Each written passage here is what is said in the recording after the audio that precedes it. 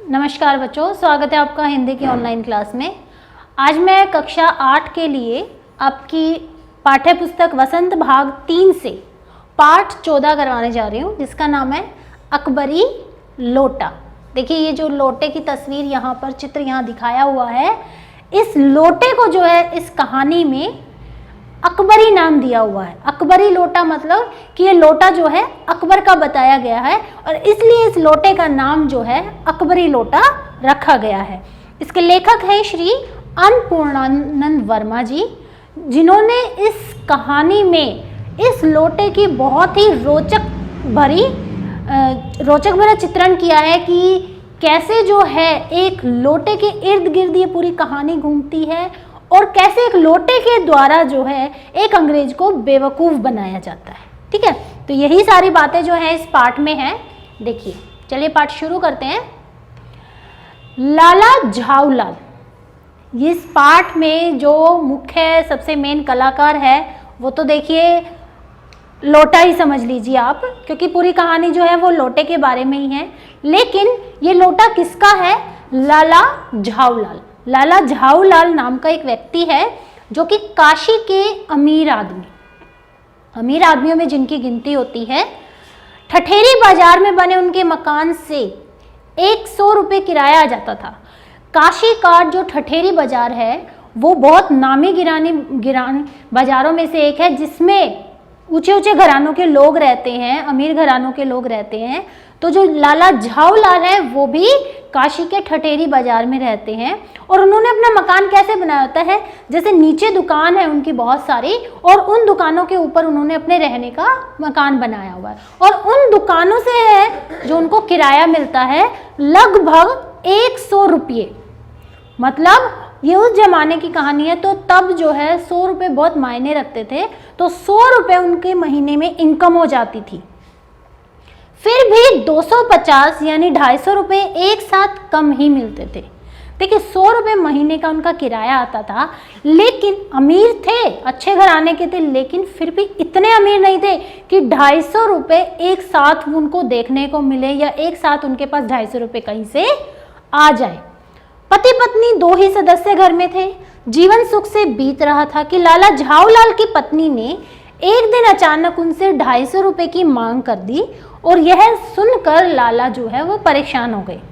देखिए, वैसे तो बहुत अच्छे तरीके से वो जी रहे थे दोनों, कोई परेशानी नहीं थी, लेकिन जैसा कि मैंने आपको बताया कि 100 रुपये तो उनका महीने का किराया आता था, लेकिन 250 रुपये जो है इतनी छोटी रकम नहीं थी कि उनको देखने के लिए या उनको बार बार इतने पैसे मिलते रहते थे।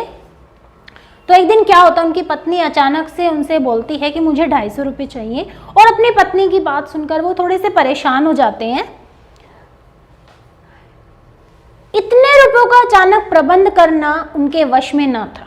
ठीक है, 250 रुपये बहुत ज़्यादा थे। अब जैसा कि हमारे इनकम है, जैसे मान लो किसी की 30,000 इनकम है और उसे कह दिया जाए उसकी पत्नी अचानक से उससे 1.5 लाख रुपये मांग ले, तो क्या होगा? अचानक से एकदम इतने पैसों का इंतजाम करना तो मुश्किल है ना।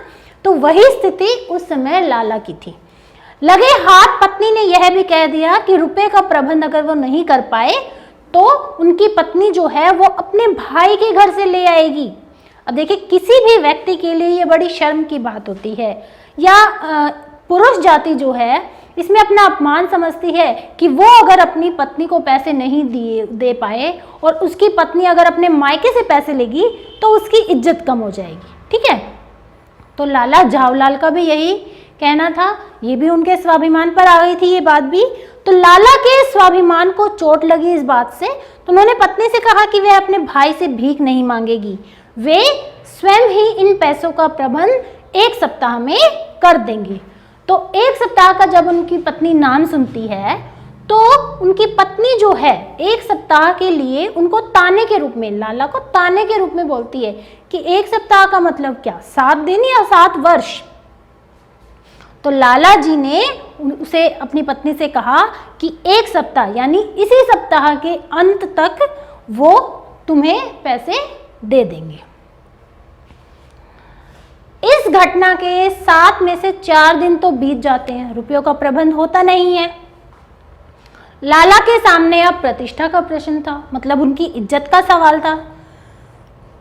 यदि वे पत्नी को वचन जो उन्होंने दिया था कि इस सप्ताह के अंत तक वो पैसे दे देंगे, अगर वो इस वचन को पूरा नहीं कर पाए तो वो उनकी नज़रों में गिर जाते। 5वें दिन उन्होंने यह बात अपने मित्र पंडित बिलवासी मिश्र को बताई। पंडित बिलवासी मिश्र जो थे वो लाला झाऊलाल के मित्र थे। वह भी रुपयों का प्रबंध करने की बात कहकर चले गए कि मैं कल शाम को आऊंगा और आपको पैसे दे दूंगा। आज उस घटना का 7वां और पत्नी से किए गए वायदे का अंतिम दिन था। तो झाऊलाल जो थे वो बहुत परेशान थे, उनको कुछ समझ ही नहीं आ रहा था कि वो क्या करें, क्योंकि बिलवासी मिश्र भी पैसे लेकर अभी तक नहीं आए थे। तो इसी चिंता में डूबते हुए, चिंता मग्न होते हुए लाला जी जो थे वो अपनी छत पर चले गए और छत के किनारे मुंडेरे पर एकदम से खड़े हो गए और वहां से उन्होंने अपने नौकर को आवाज लगाई पानी लाने के लिए। उन्हें प्यास लगी तो उन्होंने अपने नौकर को आवाज लगाई। नौकर के घर में न होने के कारण उनकी पत्नी जो थी वो उनके लिए पानी ले आई।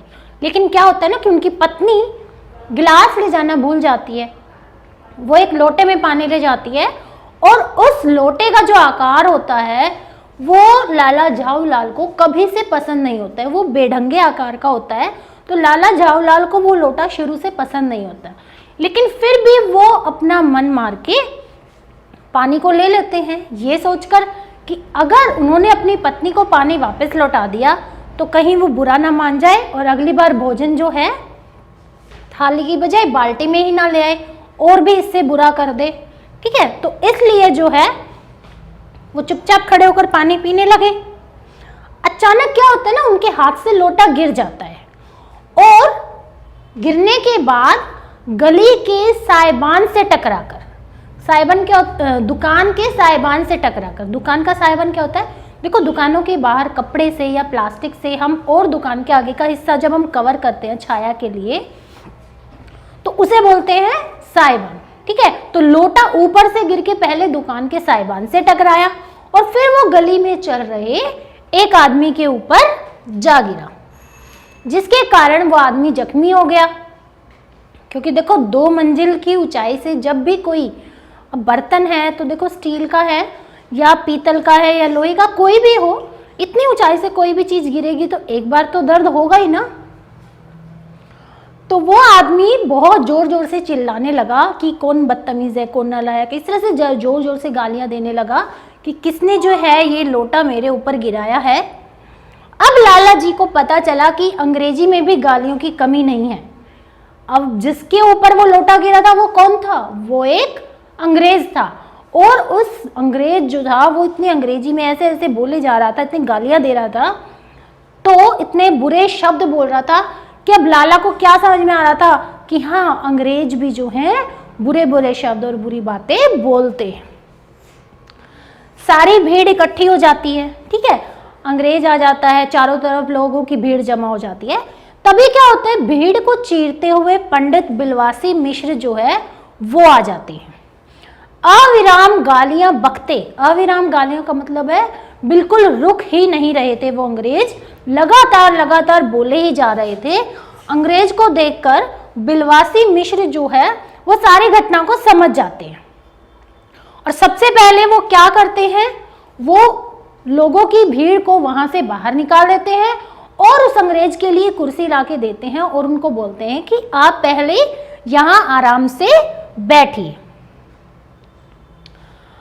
अंग्रेज ने पंडित जी को अपने प्रति सहानुभूति रखता देखकर पूछा कि क्या वह इस आदमी को जानते हैं। जब पंडित बिलवासी मिश्र जो थे वो अंग्रेज को बड़े आदर से, बड़े प्यार से कुर्सी पर बिठाते हैं, तो अंग्रेज को लगता है कि जैसे ये अच्छा आदमी है और इससे मैं पूछता हूँ कि क्या ये लाला को जानता है। तो बिलवासी जी ने कहा कि नहीं, वह तो इस आदमी को बिल्कुल भी नहीं जानते और ऐसा व्यक्ति जो किसी राह चलते व्यक्ति को घायल करे उसे तो वो जानना भी नहीं चाहते हैं। मतलब पंडित सारी घटना समझ जाते हैं कि ऐसा हुआ है और लाला पर वो चिल्ला रहा है, तो अचानक से पंडित जो है वो नाटक करने लगते हैं कि ना तो वो लाला को जानते हैं और ना ही वो ऐसे आदमी को जानना चाहते हैं जो राह चलते व्यक्तियों पर प्रहार करे। साथ ही उन्होंने यह भी कहा कि उन्हें तो यह व्यक्ति पागल लगता है। उसके बाद अपने प्रति अंग्रेज जो है अपने प्रति इस तरह का व्यवहार, लाला जो है अपने प्रति इस तरह का व्यवहार जब पंडित बिलवासी से सुनता है, देखता है, तो उसे गुस्सा आ जाता है और इस बात से बेखबर बिलवासी ने अंग्रेजों को लाला जी के खिलाफ पुलिस में रिपोर्ट करने की सलाह भी दे दी। देखो, उधर से लाला को गुस्सा आ रहा है कि पंडित जो है वो क्या कर रहा है, मेरा मित्र होते हुए ये ऐसे क्यों बोल रहा है, और बिलवासी जो है लगातार अंग्रेज को उकसाए जा रहा है कि पुलिस में उसकी रिपोर्ट भी कर देते हैं। पुलिस रिपोर्ट की बात पर अंग्रेज सहमत हो जाता है, तो वो बोलता है कि आपको तो पता ही होगा कि यहाँ पर पुलिस स्टेशन कहाँ है। तो बिलवासी जी ने कहा कि पहले आप इस लोटे को खरीद लें, फिर आपके साथ पुलिस स्टेशन चलते हैं। मतलब पहले इतना होने के बाद बिलवासी कहते हैं अंग्रेज से कि पहले मैं इस लोटे को खरीद लूं, फिर मैं आपके साथ पुलिस स्टेशन चलता हूं। बिलवासी जी ने बताया कि यह कोई साधारण लोटा नहीं है, बल्कि एक ऐतिहासिक लोटा है। ये भी बिलवासी जी के ही नाटक का एक हिस्सा था कि उन्होंने इस साधारण से लोटे को एक ऐतिहासिक लोटा बता दिया। अंग्रेज की उत्सुकता देखकर बिलवासी जी ने इस लोटे के बारे में बताया कि एक बार 16वीं शताब्दी में हुमायूं जब शेर शाह से हार गए थे, तो उनके हारने के बाद वो सिंधु के रेगिस्तान में, हुमायूं जो थे अकबर के पिता, वो सिंधु के रेगिस्तान में ऐसे ही मारे मारे फिर रहे थे अपने हार के बाद छिपने के लिए। तो उस समय प्यास से उनकी जान निकल रही थी और तभी एक ब्राह्मण ने इस लोटे से हुमायूं को पानी पिलाया था और उनकी जान बच गई थी। और इसीलिए जब अकबर सम्राट बना तो उन्होंने उस ब्राह्मण को खोज निकलवाया और इस लोटे को खरीद लिया था। उस समय उन्होंने इस लोटे के बदले में 10 सोने के लोटे उन्हें दिए थे उस ब्राह्मण को, और उनसे ये लोटा खरीद लिया था। अकबर को वह लोटा बहुत प्रिय था क्योंकि उसी की वजह से जो है उनके पिता हुमायूं की जान बची थी, और इसीलिए जो है इस लोटे का नाम अकबरी लोटा पड़ गया था। तो ये सारी जो कहानी है वे बिलवासी जी अपने आप से अपने मनगढ़ंत ये कहानी बनाते हैं और अंग्रेज के सामने पेश कर देते हैं। इतना पुराना लोटा होने की बात सुनकर अंग्रेज को भी लालच आ जाता है, और दोनों ही जो हैं, उधर से पंडित बिलवासी जी और उधर से अंग्रेज, दोनों ही जो है इस लोटे को खरीदने की इच्छा व्यक्त करते हैं। अब लाला झावलाल से बेचने की बात सुनकर बिलवासी जी ने 50 रुपए देने चाहे, फिर अंग्रेज ने 150 रुपए, फिर बिलवासी जी कहते हैं नहीं 250 रुपए। तो इस तरह करते करते बिलवासी जी 250 रुपए लाला को दे देते हैं। अब ऐसा देखते हैं अंग्रेज कि ये तो 250 रुपए इसने दे दिए और इसने तो लोटा ले लिया, तो मैं रह गया। तो अंग्रेज क्या करते हैं, सीधे 250 से 500 रुपए कर देते हैं कि नहीं लो 500 रुपए और लोटा तो मैं ही खरीदूंगा। अब दूसरी बात, अंग्रेज इस लोटे को क्यों खरीदना चाहता था? अब अंग्रेज भी बताता है कि पिछले वर्ष उसका एक मित्र है मेजर डगलस। मित्र का क्या नाम है अंग्रेज के? Major Douglas. वो यहाँ से भारत से जहांगीरी अंडा खरीद कर ले गया था, और बात बात पर वो अंग्रेज को इस बात का घमंड दिखाता था कि उसके पास बहुत ऐतिहासिक चीज है और जहांगीरी अंडा है जो उसने 350 रुपए में खरीदा था। ठीक है, तो इस बात के लिए, और वो जहांगीरी अंडा क्या कहाँ से आया था? नूरजहां और जहांगीर के प्रेम का प्रतीक वो जहांगीरी अंडा, जिस कबूतर ने नूरजहां और जहांगीर का प्रेम करवाया था, उनकी चिट्ठियों को एक दूसरे तक पहुंचाया था, उसी कबूतर के अंडे का उन्होंने नाम रख दिया जहांगीरी अंडा। ठीक है, और मेजर डगलस बार बार इस बात का घमंड दिखाता था कि उसके पास इतना कीमती और इतना ऐतिहासिक जहांगीरी अंडा है। तो इसलिए जो था, ये सारी चीजें सोचकर अंग्रेज भी इस बात से खुश हो रहा था कि अब उसके पास भी जो है मेजर डगलस से ज्यादा महंगा अकबरी लोटा, क्योंकि वो 350 का था और अकबरी लोटा उन्होंने 500 रुपए में खरीदा था। बिलवासी जी ने झाऊलाल को रुपए संभाल कर रखने को दे दिए कि लो रुपए ले लो। लाला जी ने पूछा, पंडित जी रुपयों का प्रबंध कैसे हुआ? अब देखो 500 रुपए का लोटा लेकर अंग्रेज भी खुश होकर चला गया बिना पुलिस में कंप्लेंट करवाए हुए। क्यों? क्योंकि उसे पैर पर चोट लगने का ज्यादा गम नहीं था जितना कि इस बात की खुशी थी कि उन्होंने इस ऐतिहासिक जो लोटा था वो उनके पास आ गया है। तो पैसे देकर चले गए। तो बिलवासी जी अब लाला को कहते हैं कि लो इन पैसों को संभाल कर रखो। तो लाला ने पूछा कि पंडित जी रुपयों का प्रबंध कैसे हुआ? तो उन्होंने कहा कि यह बात सिर्फ उनके सिवाय उनका ईश्वर जानता है, मैं तुम्हें नहीं बता सकता है, तुम्हें पूछनी है तो ईश्वर से पूछ लीजिए। ठीक है। पंडित जी जब अपने घर गए तब उन्होंने नींद नहीं आ रही थी। अब पंडित बिलवासी ने लाला को नहीं बताया कि उन्होंने रुपयों का 250 रुपये का प्रबंध कैसे किया, लेकिन वो मन ही मन अब सोच रहे थे कि उन्होंने कैसे किया। पंडित ने उन पैसों का प्रबंध किया अपनी पत्नी की संदूक से निकालकर। रात को जब उनकी पत्नी सो गई थी और बिलवासी जी को नींद ही नहीं आ रही थी, क्यों? क्योंकि 250 रुपये का इंतजाम नहीं हुआ था। तो उन्होंने अपनी पत्नी के संदूक से वो पैसे निकाले थे और जब अकबरी लोटा 500 रुपये में बिका तो 250 रुपये जो हैं उन्होंने वापस रख दिए, क्योंकि अब तो वो कुछ काम के नहीं थे। तो इस तरह से जो है इस कहानी में लाला झाऊलाल को पैसे भी मिल गए और जो लोटा लाला को बिल्कुल भी पसंद नहीं था वो भी उनकी नजरों के सामने से चला गया और लाला की गलती की भी सजा लाला को नहीं मिली, वो उससे भी बच गया और अंत में लाला को चैन मिला। तो ये है कहानी इस अकबरी लोटे की। देखिए चलिए अब इसके शब्दार्थ करते हैं। जैसे अदब, शिष्टाचार, किसी का मान सम्मान करना, लिहाज करना, शर्म करना। डामर फांसी, आजीवन कारावास का दंड, पूरा जीवन। मुंडेर, छत के आसपास बनाई जाने वाली दीवार। साइबान, वह छप्पर या कपड़ा जो धूप और वर्षा से बचाव के लिए मकान या दुकान के आगे लगाया जाता है। खुराफाती, शरारती, गड़न, बनावट। सांगोपांग, पूरी तरह या ऊपर से नीचे तक। इजाद, खोज करना, पारसाल, पिछले वर्ष। तन्मयता, मग्न हो जाना और अंतर्ध्यान, अदृश्य हो जाना। चलिए अब करते हैं इसके प्रश्नोत्तर। देखिए पहला प्रश्न क्या है कि लाला ने लोटा ले लिया लेकिन बोले कुछ नहीं क्योंकि वो अपनी पत्नी का अदब मानते थे, ठीक है ना। और लाला झाऊलाल को वो बेढंगा लोटा बिल्कुल पसंद नहीं था, फिर भी उन्होंने लोटा चुपचाप ले लिया। तो आपके विचार से वो चुप क्यों रहे? तो देखिए आपने पूरी कहानी पढ़ी है।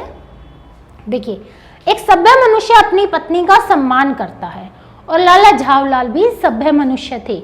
वो नहीं चाहते थे कि उनकी पत्नी से उनका झगड़ा हो जाए, तो इसलिए जो है वो लाला झाऊलाल उन्होंने चुपचाप ले लिया। और दूसरी बात, वो पत्नी से दिया हुआ वादा भी अभी तक पूरा नहीं कर पाए थे, तो उस बात की चिंता भी लाला को थी, इसलिए उन्होंने चुपचाप लोटा ले लिया और वो कुछ नहीं बोले। दूसरा प्रश्न है, लाला झाऊलाल जी ने फौरन 2 और 2 जोड़कर स्थिति को समझ लिया। अब पंडित बिलवासी ने जब उनको पहचाना नहीं और अंग्रेज के साथ मिलकर लोटे को खरीदने की बात शुरू करने लगे, तो तुरंत जो है लाला समझ गए सारी बात को। तो लाला झाऊलाल कौन कौन सी बातें समझ ली लाला ने? देखिए लाला भीड़ को घर में घुसते देख ही समझ गए कि उनके हाथ से छूटा हुआ लोटा जो है एक तो अंग्रेज के पैर पर आ गिरा था और जिसकी शिकायत जो है ये भीड़, पूरी भीड़, लोगों की भीड़ जो थी वो उनके घर में चली आ रही थी उस शिकायत को लेकर। अगला प्रश्न है, बिलवासी जी ने रुपयों का प्रबंध कहाँ से किया? देखिए बिलवासी जी ने रुपयों का प्रबंध अपनी पत्नी के संदूक से चोरी करके निकाले हुए पैसों से किया, क्योंकि पत्नी जो चाबी थी संदूक की वो उनकी पत्नी के सोने की चेन में बंधी रहती थी। तो जब उनकी पत्नी सो गई तो चुपचाप बिलवासी जी ने चाबी निकाली और संदूक खोलकर पैसे ले लिए। और जब अकबरी लोटा बिक गया तो पैसों की जरूरत नहीं हुई क्योंकि लाला के पास तो 500 रुपये आ गए, तो वापस से फिर उन्होंने उन पैसों को संदूक में रख दिया। आपके विचार में अंग्रेज ने वह पुराना लोटा क्यों खरीदा? बताइए। अब देखिए पूरी मैंने कहानी बताई है ना कि कैसे जो है अंग्रेज का जो मित्र था मेजर डगलस, वो जहांगीरी अंडा लेके गया था और उस अंडे को दिखा दिखा कर बार बार जो था अंग्रेज के सामने घमंड भरी बातें करता था। तो अपने मित्र को नीचा दिखाने के लिए जो है अंग्रेज ने वो अकबरी लोटा खरीद लिया। अगला प्रश्न है, पंडित बिलवासी मिश्र कहाँ आते दिखाई पड़े, उन्होंने आते ही क्या किया। अब देखिए, पंडित बिलवासी मिश्र भीड़ को चीरते हुए आंगन में आए और उन्होंने आते ही सबसे पहले क्या किया, आते ही वो समझ गए कि यहाँ पर क्या हो रहा है, तो सबसे पहले उन्होंने भीड़ को बाहर निकाला और अंग्रेज को बड़े आदर पूर्वक कुर्सी पर बिठाया और फिर उन्होंने अंग्रेज को धन्यवाद देते हुए अंग्रेज को उस अकबरी लोटे को दिलवाया, जिसके कारण अंग्रेज जो है बिलवासी जी को धन्यवाद भी दिया और उन्होंने उसको कुर्सी पर बैठाया था इसलिए भी उन्होंने धन्यवाद दिया। और बाद में बिलवासी जी ने बिठाने के बाद अकबरी लोटा, उस लोटे का दाम लगवाया और अंग्रेज को वो ऐतिहासिक लोटा दिलवाया। इसलिए जो है ये क्वेश्चन है ना कि बिलवासी मिश्र भीड़ को, तो ये सारी चीजें जो हैं बिलवासी जी ने वहां पर आकर की। सबसे पहले भीड़ को बाहर निकलवाया, उसके बाद अंग्रेज को आदरपूर्वक कुर्सी पर बिठाया और फिर उस लोटे का भाव करके वो ऐतिहासिक लोटा अंग्रेज को दिलवाया। तो यहाँ पर जो है आपके पूरे प्रश्न आपके यहाँ इस पाठ के ख़त्म होते हैं। उम्मीद करती हूँ कि इस वीडियो के द्वारा आपको ये पाठ जो है बहुत अच्छे से समझ में आ गया होगा और इस पाठ में जितने भी प्रश्नोत्तर हैं उनको आप अपनी भाषा में भी, ठीक है, अपनी तरह से भी जो है इस पाठ की जो ये कहानी है, कहानी के अनुसार जो है आप उनका उत्तर अपने अनुसार भी लिखकर अभ्यास करिए। धन्यवाद।